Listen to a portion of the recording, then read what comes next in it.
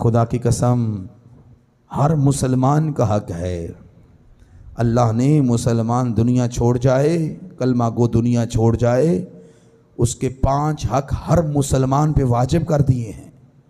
پہلا حق، کوئی بھی مسلمان مر جائے ساری دنیا پہ بسنے والے مسلمانوں پہ واجب ہے.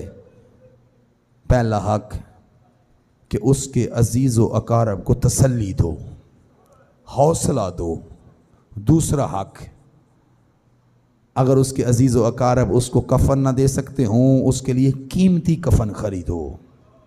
تیسرا حق، اس کا کوئی غسل دینے والا نہ ہو تو ہر مسلمان پہ واجب ہے اس کو غسل دو. چوتھا حق، اس کی تشییع جنازہ کرو. پانچواں حق، اس کی قبر بنا دو. خدا کی قسم اس امت نے جس پہ مودت قربا واجب تھی، رسول کے قربا سے 5 حق چھین لیے.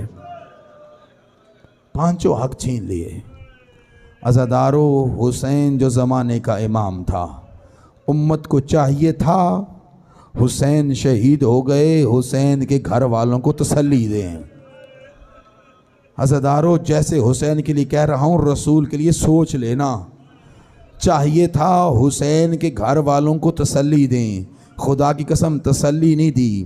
یہ پہلے لوٹنے آئے، جو سرمایہ تھا لوٹ لیا، سرمایہ پہ قابض ہو گئے. عزادارو، پھر دوسرا مرحلہ کیا آیا؟ گھروں کو آگ لگا دی، خیموں کو آگ لگا دی. تیسرا مرحلہ آیا، جنازہ پڑھا چھوڑ دیا. چوتھا مرحلہ آیا، کفن دینے نہیں آئے، کفن لوٹنے کے لیے آ گئے تھے. جو بدن پہ لباس تھا وہ لوٹنے آ گئے. عزادارو، 5واں مرحلہ، جنازہ پڑھنے کوئی بھی نہ آیا. عزادارو، خدا کی قسم کتنا مظلوم ہے حسین. کس کس کی مظلومیت کی یاد کو تازہ کر گیا حسین. بس عزادارو، پردے میں بڑھتا ہوا آگے جملہ کہہ دوں.